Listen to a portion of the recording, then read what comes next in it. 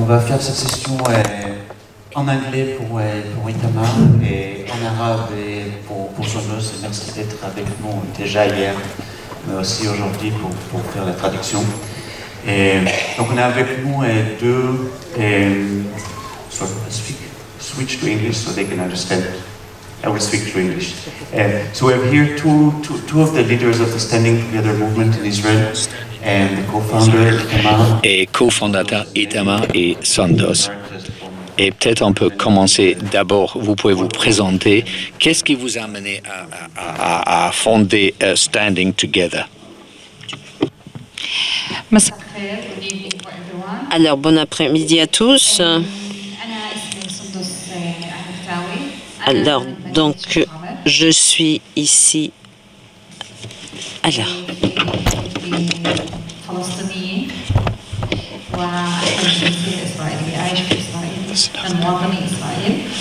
وغيري في كمان 2 مليون فلسطيني بيعيشوا بدولة إسرائيل.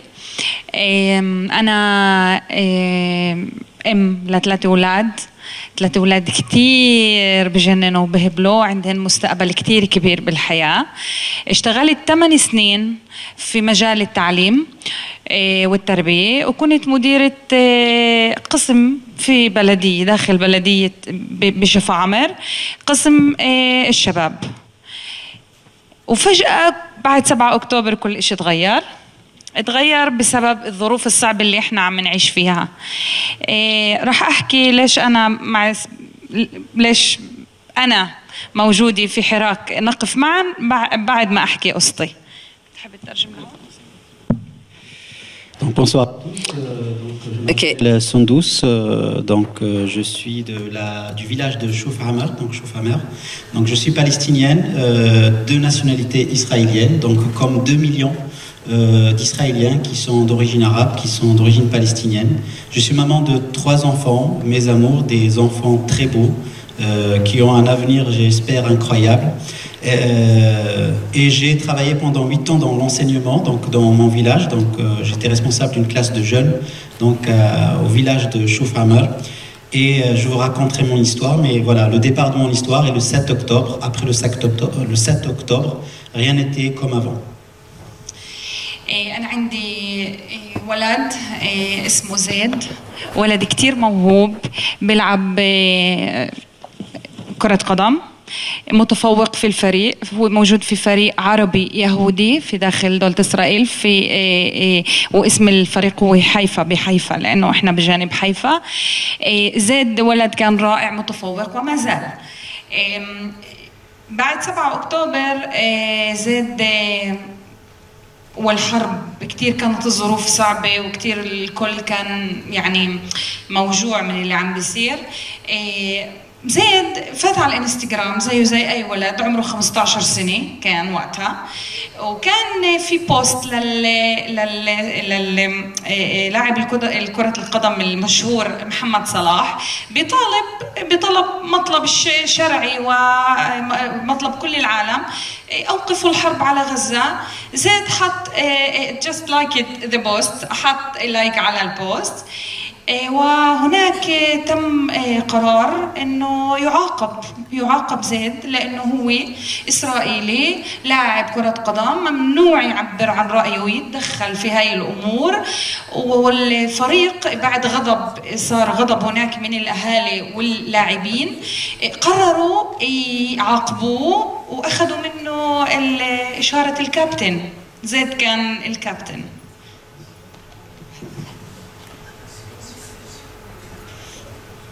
Alors mon grand-fils s'appelle Zaid, donc il joue au foot dans notre village, dans un club arabo-juif, donc il y a des arabes et des juifs à Haïfa, puisqu'on est dans le canton de Haïfa. Donc arrive le 7 octobre et Zaid, comme tous les jeunes, est dans un contexte de guerre et il fréquente les réseaux sociaux dans lesquels il y a beaucoup de posts. Et il y a un post qui passe sur Instagram, donc c'est un post du célèbre joueur de foot, je ne sais pas si vous connaissez, Mohamed Salah, d'origine égyptienne, d'origine égyptienne, qui a fait un stop à la guerre, donc un post très simple, et Mohamed, le fils donc Zaid de Sandoz a liké ce post. Et bien évidemment, je pense que tout était surveillé. Et suite à ça, on a décidé de le punir au niveau du club. On lui a dit, vous êtes israélien, vous avez la nationalité israélienne, vous n'avez pas le droit d'exprimer votre avis politique. Et on a décidé de lui retirer son insigne de capitaine, car il était le capitaine de cette équipe. Et on lui a retiré son insigne de capitaine. طبعا احنا هون دخلنا لصدمه لانه فكرنا حالنا احنا عائله وحده. وهون احنا كاهل انا وابوه ما عرفناش شو نتصرف، خفنا عليه وخفنا من رده الفعل انه ناذيه اكثر. فقرار عقابه تم بدون استشارتنا ولا ابلاغنا، بس ابلاغه هو.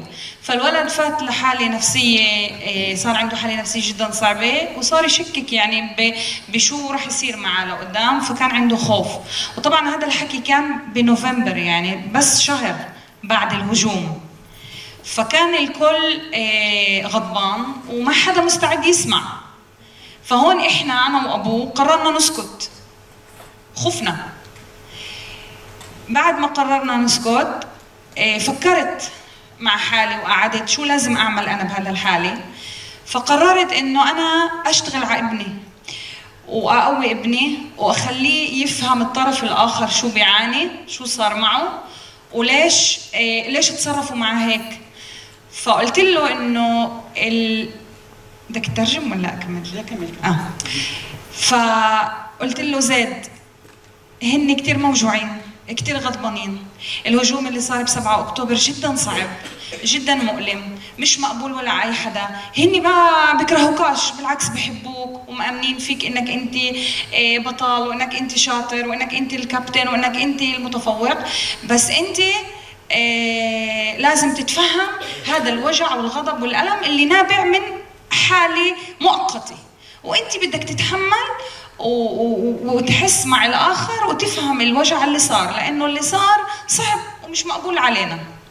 وهون بلشت كل يوم أنا أشتغل على ابني، أخليه إنه يزود في نفسه، إنه زي ما إحنا تألمنا بالنكبة وزي ما تألمنا في كتير اضطهادات وتخويف صار عنا، اشتغلت إنه كمان بدي إنه هو لازم يتقبل، مش لازم إنه هو يتقبل ويفهم ليش يعملوا معاه هذا التصرف. ما حبيتش ما قبلتش إنه قلبه ينتلي كراهية تجاهه.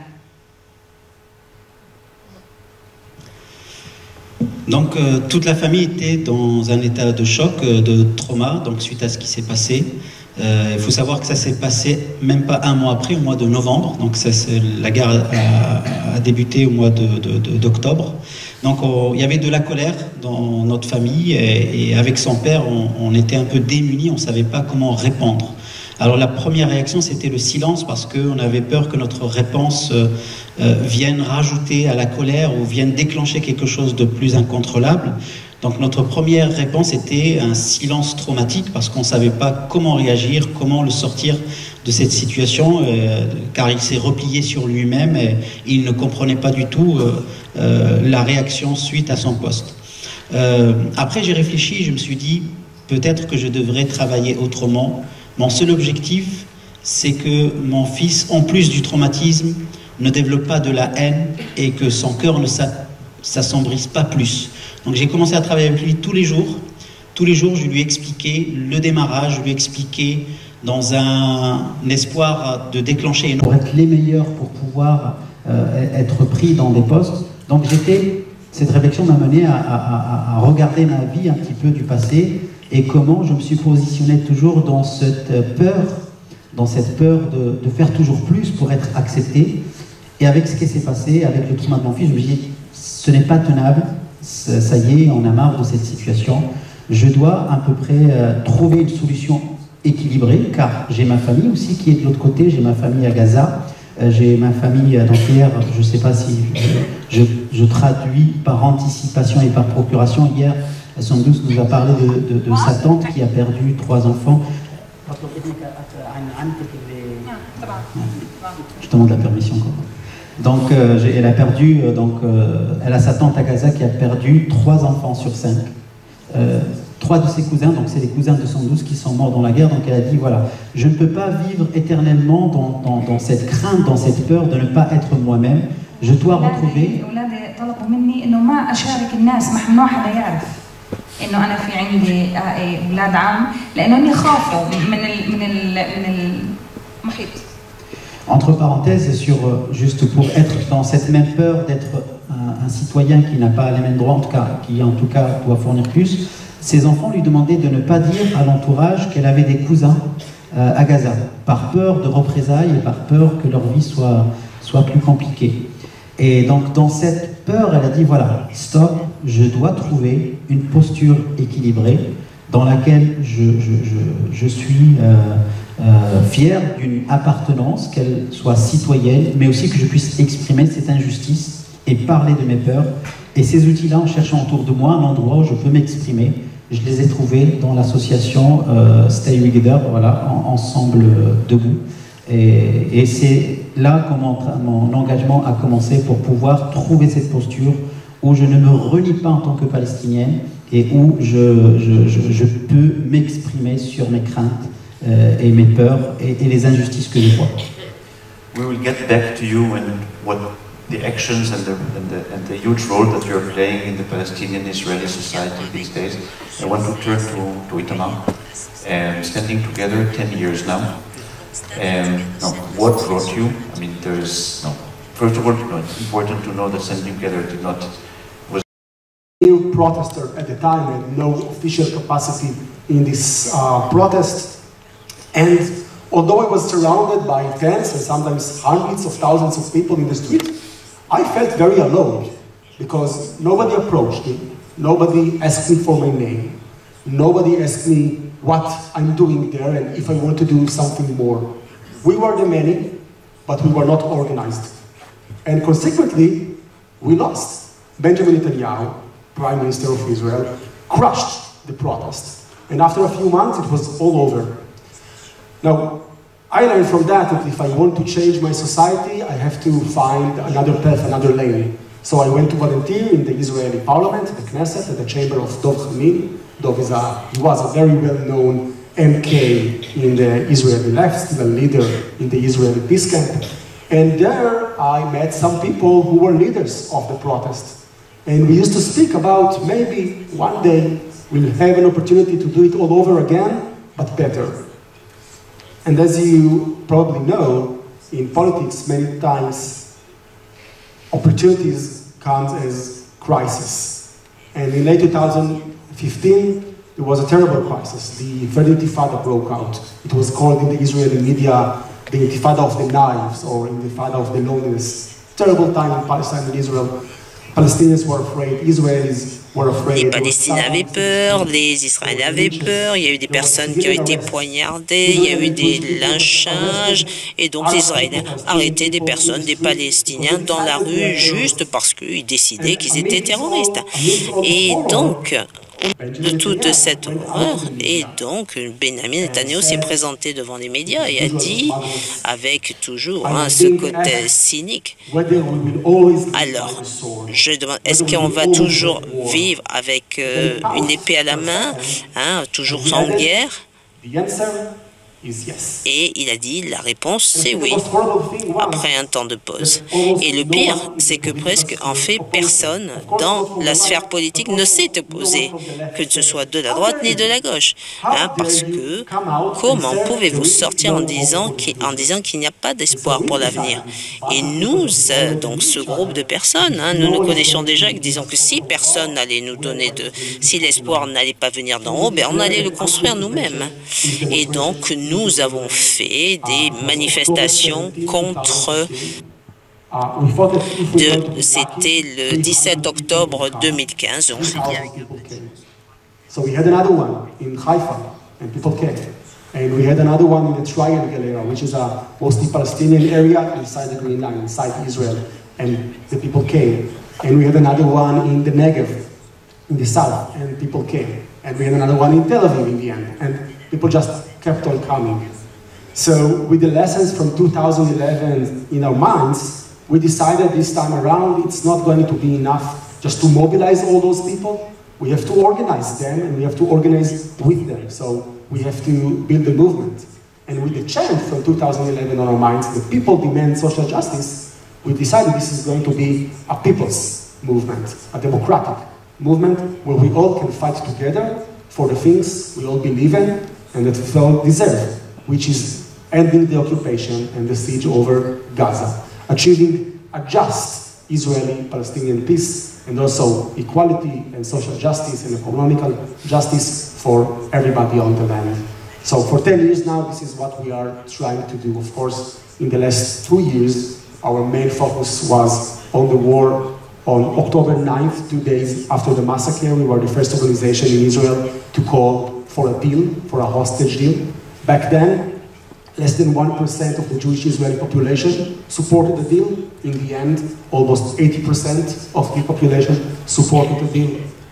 We were among the first to demand a ceasefire and to put an end to this war. And we also acknowledge and understand, especially now, but even before we got the sort of ceasefire, it's not a real ceasefire, the fire never ended, but it's less dangerous right now, it's less terrible right now. We also know that you cannot fight racism and fascism and the far right and the occupation only with saying no.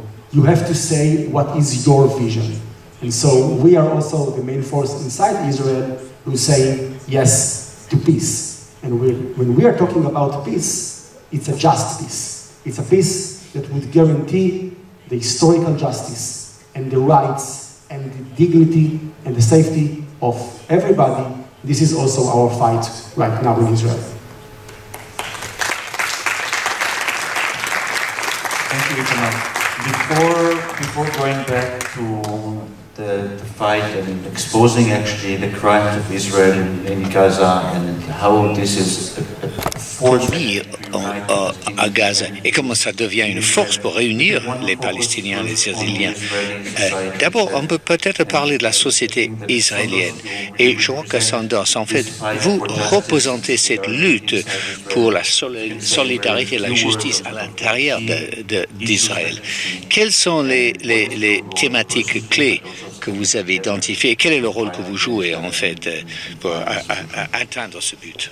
في اللحظة اللي فهمت فيها انه احنا يعني شعب عم بنعاني وفيش عندنا هاي الادوات والمهارات انه نتصدى لهاي العنصريه الموجوده والحكومه اللي قلبت هي العنصريه كانت كل الوقت موجوده، بس في السنين الاخيره صارت عنصريه مش طبيعيه فاشيه لدرجه انه بطلنا كمجتمع نقدر نحكي نعبر، اسكات مستمر، خوف مستمر. فهون انا بهاي اللحظه قررت اغير حياتي، اتغيرت حياتي المهنيه والشخصيه، ومن هون انا انتقلت للعمل، تركت العمل في المجال التربوي وانضميت للنضال في حراك نقف معا.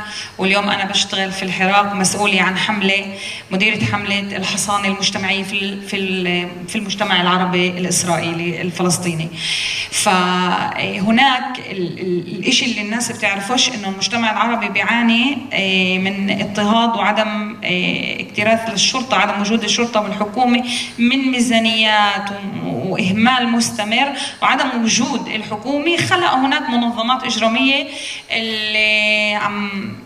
اللي عم بتحاول تسيطر على المجتمع من جميع النواحي.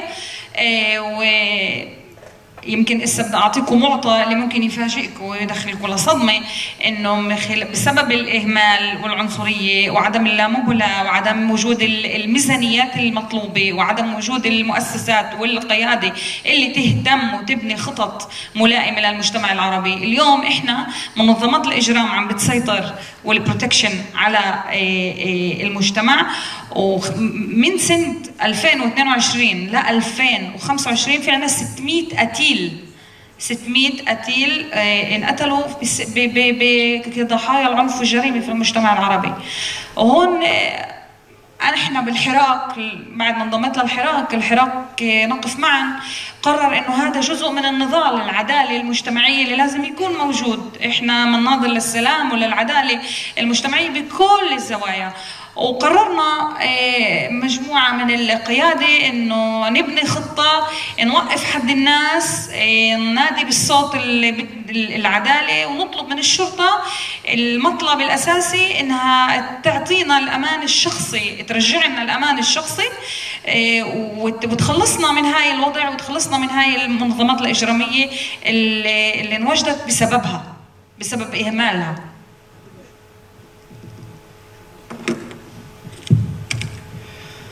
Alors, une fois que j'ai trouvé un peu cet engagement pour pouvoir répondre à mes questions en tant que sur ma posture et pouvoir agir, parce que c'était un peu le déclencheur, donc je me suis engagé, j'ai laissé tomber mon travail, donc je me suis engagé dans un climat de racisme multiplié. Donc, il y avait du racisme déjà dans la société israélienne concernant la communauté arabe, mais c'était un racisme qui a été poussé maintenant par le gouvernement, multiplié, et qui s'est transformé en fascisme, et qui a fait en sorte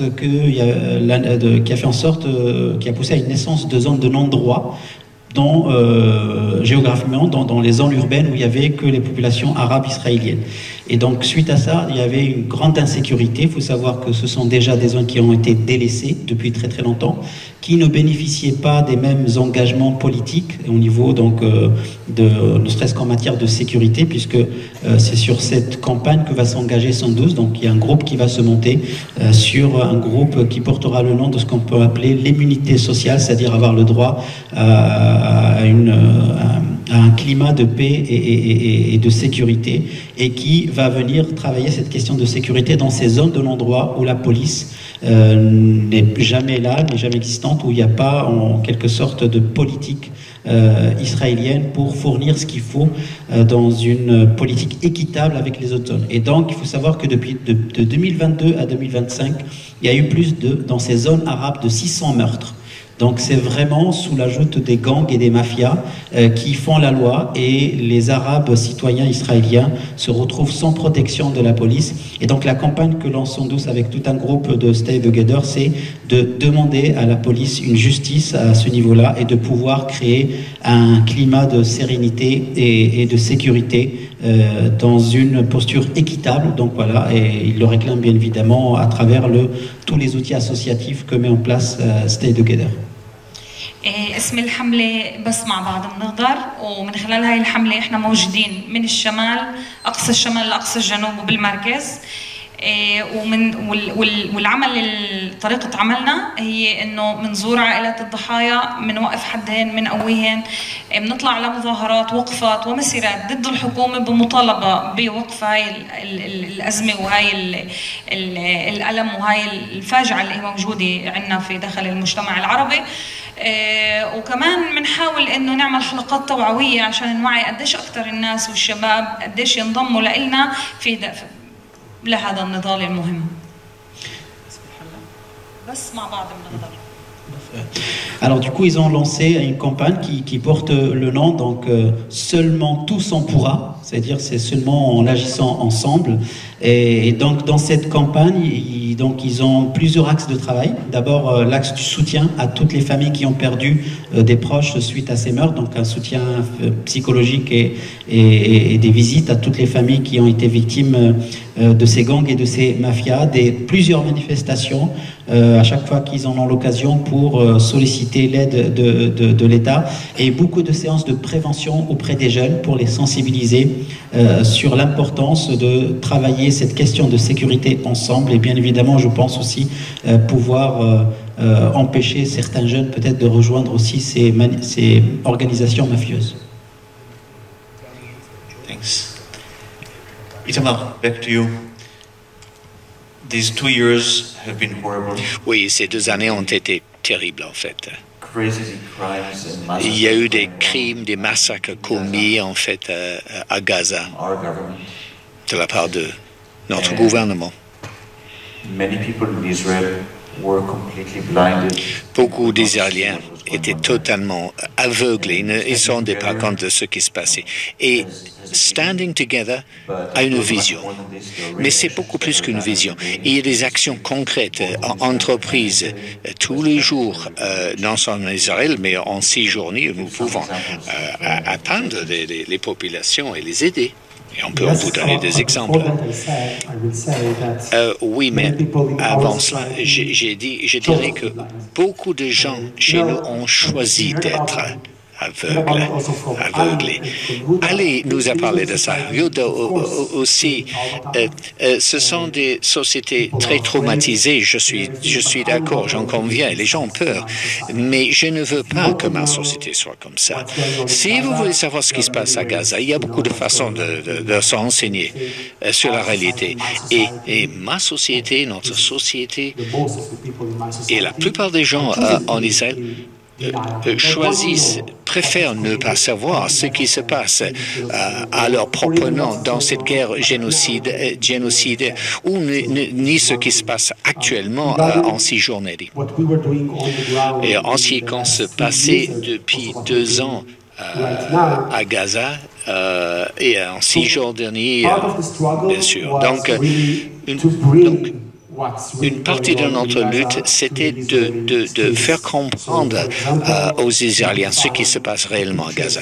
C'est-à-dire, c'était possible de découvrir des photos d'enfants tués à Gaza. Et on les affichait partout. Et en fait, la police nous a interdit de faire ça. La police nous a dit, vous pouvez manifester, vous ne pouvez pas afficher des photos d'enfants palestiniens. Et on s'était adressé à la Cour de cassation et puis 10 000 personnes se sont pointées pour nous soutenir dans nos démarches auprès du tribunal. Une autre chose que nous avons faite, c'était d'essayer d'aider la population à Gaza pendant la guerre. Donc, nous avons fait des dons. Nous avons demandé aux gens de donner ce qu'ils pouvaient faire. Évidemment, de l'argent, c'est impossible de transférer de l'argent, mais des vêtements, de la nourriture, des tentes et des couvertures, par exemple. Nous avons envoyé 400 camions d'aide provenant donc de villes à l'intérieur palestiniennes à l'intérieur de l'Israël, mais c'était des Juifs et des Palestiniens qui ont fait ces dons. Le gouvernement a essayé de nous empêcher de faire parvenir cette aide à Gaza. Encore une lutte, mais bon, on a pu quand même faire parvenir 2000 convois, en fait, pendant cette période. En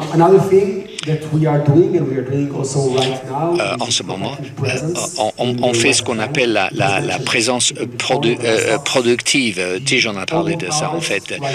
On protège, par exemple, les récoltes d'olives et traditionnellement, c'est une période où il y a beaucoup de violence.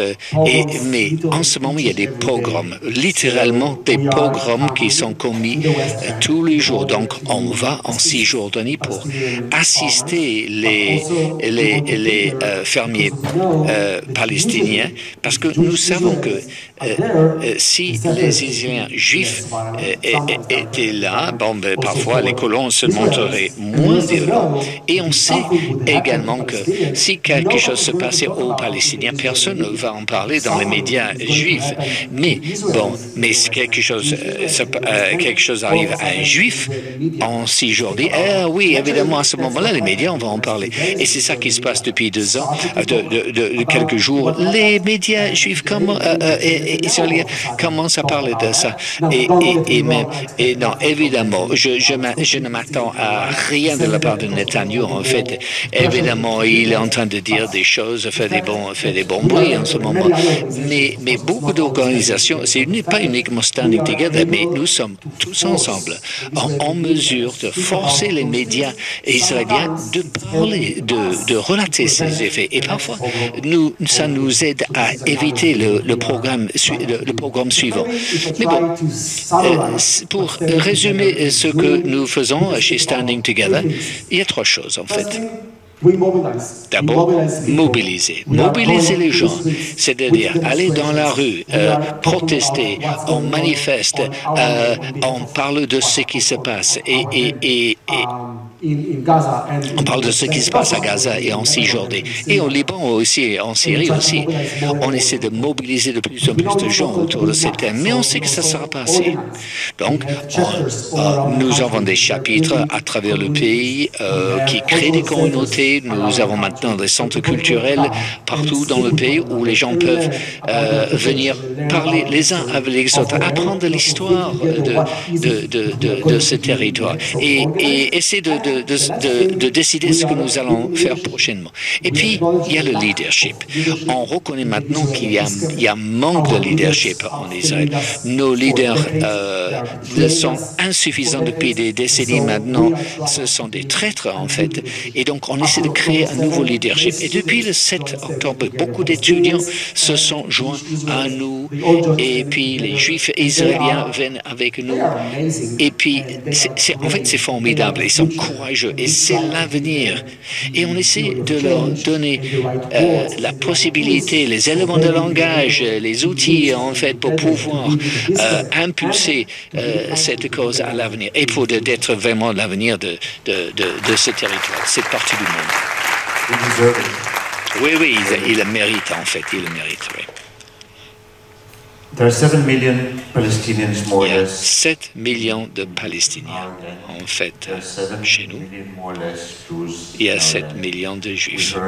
We heard this from Ali. We heard Ali Yehuda. a parlé de ça, Yehuda aussi.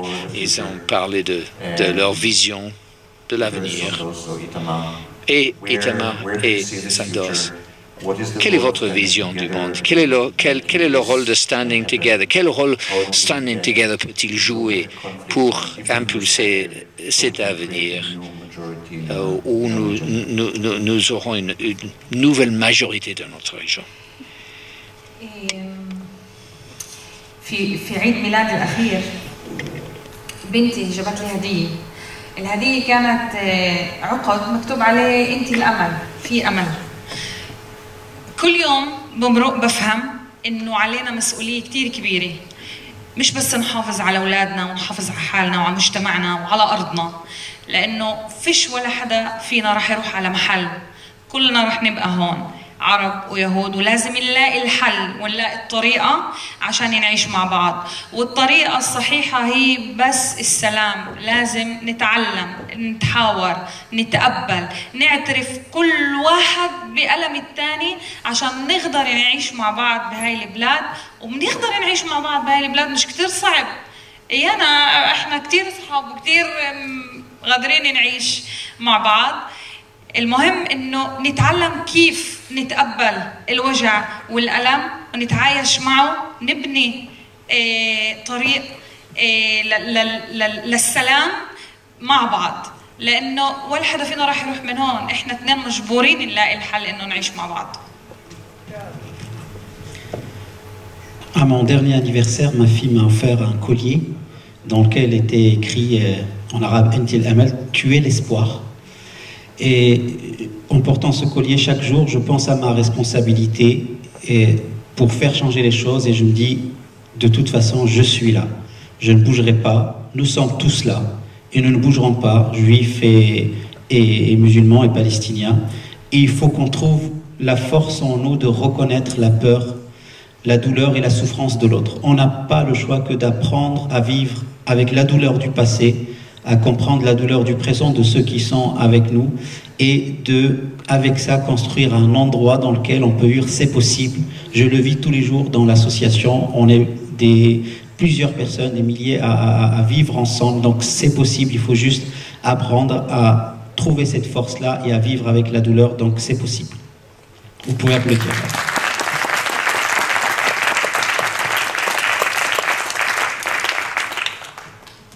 Itamar, projecting to the future from now, comment voyez-vous l'avenir? Quelles seraient les étapes? Qu'est-ce qui devrait être fait? Mais en savant tous qu'est-ce qu'il faut. C'est qu'il faut que cesse l'occupation cesse. Il faut que le siège de Gaza stoppe et que les Palestiniens reçoivent ce qu'ils méritent, comme n'importe quel peuple, l'indépendance, la justice, l'égalité, etc. Ça va être très difficile. Ce que nous essayons de faire, notre rôle dans cette lutte, c'est d'essayer de construire une nouvelle majorité au cœur de notre société qui va forcer nos leaders à parvenir à cette paix. Je n'ai confiance en aucun des leaders israéliens actuels. C'est tous une bande de lâches. Même quand le président Macron a reconnu l'État palestinien, les leaders de gauche israéliens ont dit mais c'est indésiste, comment c'est possible? Mais il faut que ce soit possible. Et donc, alors je ne vais pas aller essayer de les convaincre, mais nous devons convaincre les personnes dans notre société en disant voilà ce qui est la chose bonne et juste dans notre propre intérêt pour atteindre cette justice historique pour les Palestiniens et cette justice et cette paix pour les Palestiniens, donc pour les Israéliens. Il faut forcer nos leaders à changer, à agir.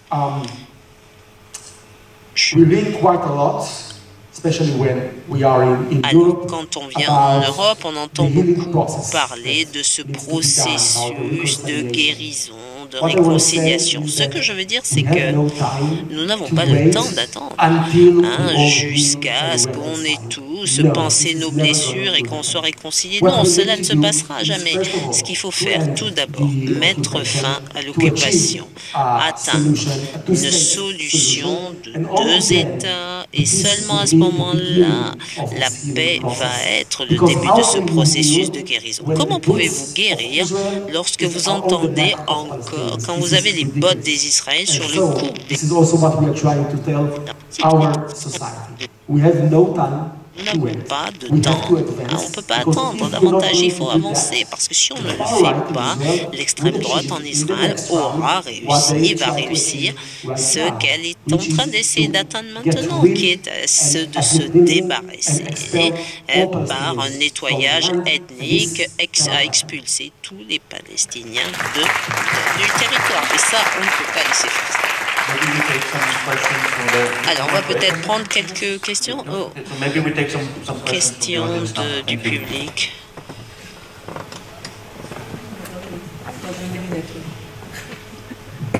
Bonjour, de nouveau. Yes. Déjà, je voulais donner une information. Je fais partie d'une association qui s'appelle SOS Racisme, qui est une association qui lutte contre le fascisme, le racisme et l'antisémitisme en France. Et on organise le 9 décembre une manifestation. Ah, ça a été donné, d'accord. Bon, ok. Voilà, alors bon, si ça a été donné, donc le 9 décembre à 18h au Vivre de l'Art, il y a une manifestation par Shalom, Salam, Salut.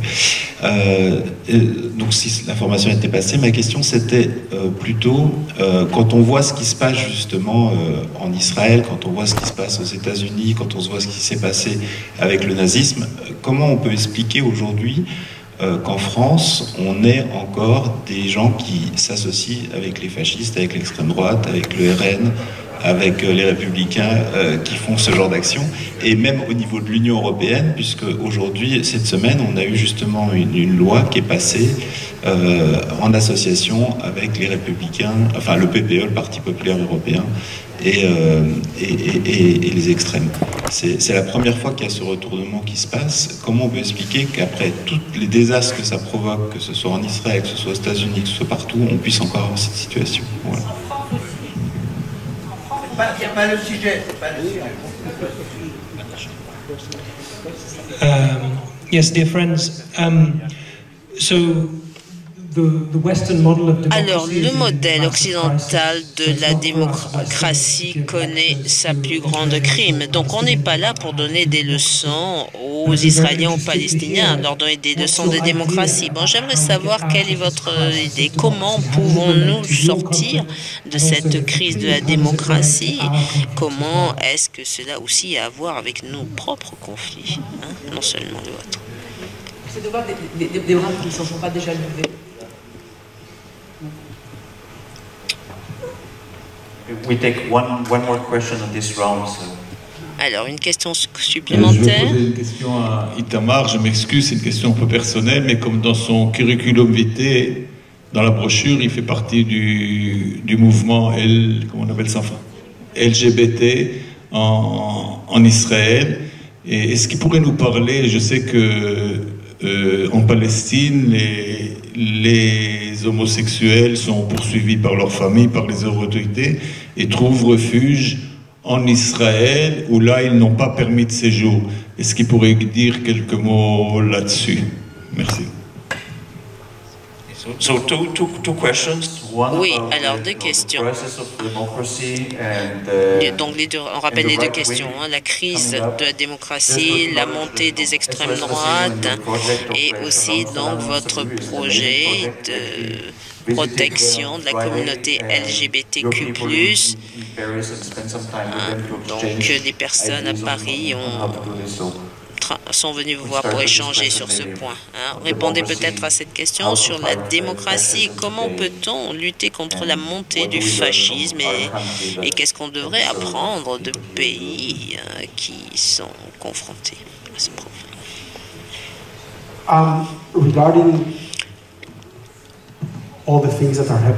Alors, lorsque je regarde toutes les choses qui se passent ici en France, on peut essayer d'apporter une réponse, mais en fait c'est une question ouverte. Je ne sais pas vraiment répondre à cette question. Ce que je peux dire, c'est qu'on voit une montée absurde du fascisme à travers le monde entier, une montée du racisme sous différentes formes, différentes manières, parce que nous sommes différents, nous vivons dans des pays, des lieux différents. Mais tout cela est interconnecté. Et ce qu'on essaie, on essaie de répondre à notre problème, c'est-à-dire de mettre un terme à ce qui se passe sur notre territoire, mais l'image aussi, hein, qu'on réfléchit à l'extérieur. Mais je peux en dire plus. En ce qui concerne la démocratie, on ne va pas